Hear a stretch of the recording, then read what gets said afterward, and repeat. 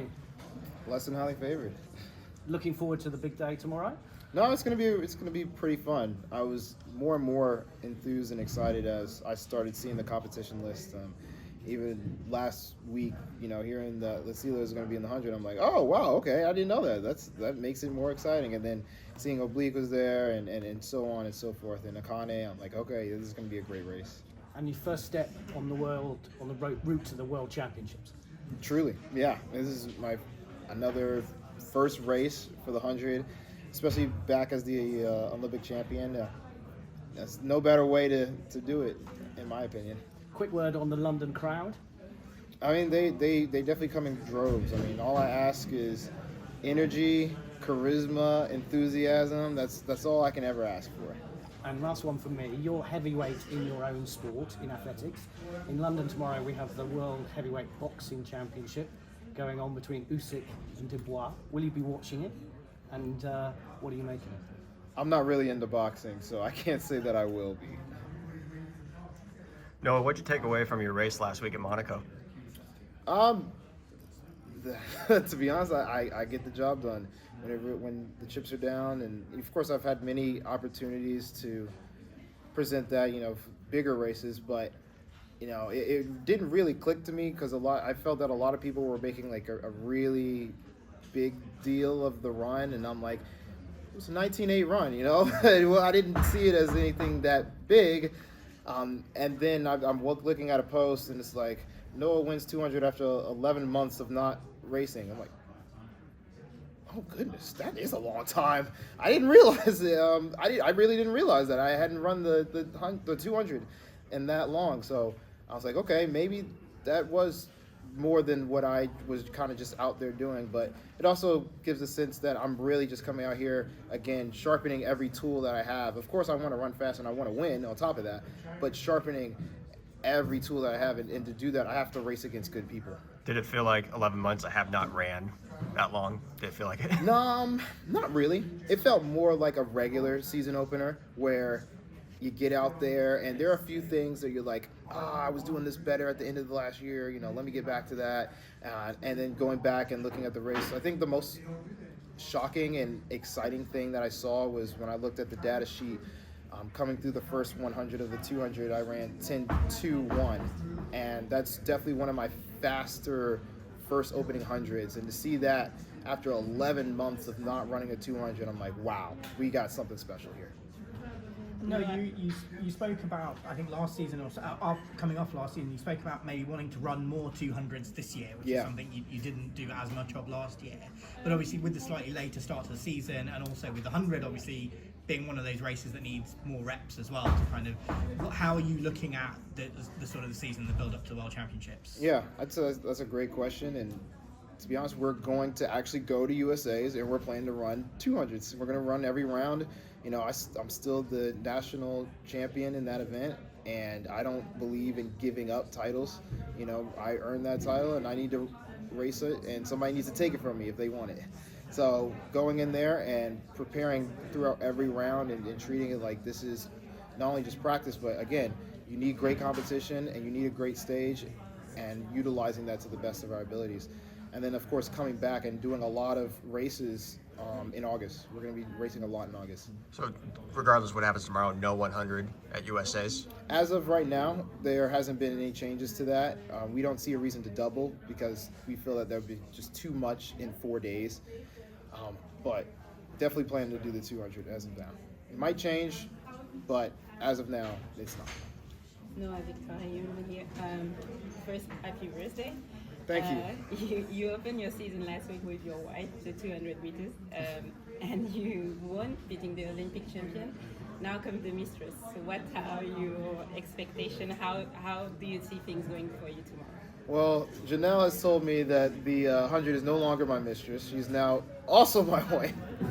And I am now married to sprint. So I'm to be honest, I'm pretty excited about the 100.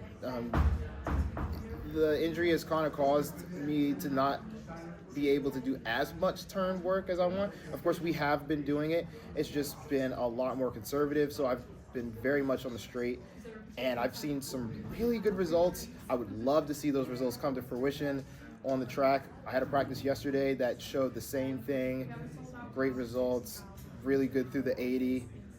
Again, I want to get that adrenaline going. I want the endorphins to be flowing. I want the crowd and the other athletes to be just as excited as running tomorrow, so we could put it all together. And tomorrow you're going to run against Akane Simpine, who is unbeaten in Diamond League this season. Yes, he's having a great beaten season. Thompson, Curly. Do you expect a tight race? I don't know. You can never tell with me, you know. I would say I'm kind of the king of tight races. You know, if everybody wants there to be an exciting race, and I think the most exciting races are tight races. And if everybody comes with the same amount of energy and the same amount of passion, truthfully, yes, I would say that it might be a tight race. But I will say, the tighter the race, the better I win. So would you say the 100 final last year at the Olympics was your all-time favorite race? It is high up there. The American record is still probably my favorite race. It was almost perfect, truly almost perfect. But it's probably ranked second. It's definitely probably ranked second as my favorite. Yeah, on my list. Noah, athletics is a journey of highs and lows as is world-class sport. What would you say you've learned since Paris 2024 and taking gold at that Olympics to now in this moment heading into the World Championships? I'd say remembering my why would be the most important. Coming out of the Olympics, remembering why I'm doing this, why I'm chasing records, why I'm chasing times, why I'm chasing to be great. That is probably the most important thing, because you can win and then get to the top of the mountain and be like, well, what do I do now? So knowing why you decide to climb in the first place, I think, is the most important thing. Could we give you this photo and we'd just like to get your reaction, if that's okay? Okay. Oh yeah, this is a good picture. I have this as my screensaver as well. But yeah. What is it? This is a picture of me hugging Janelle, and I previously hugged my mom, and my sister's there too.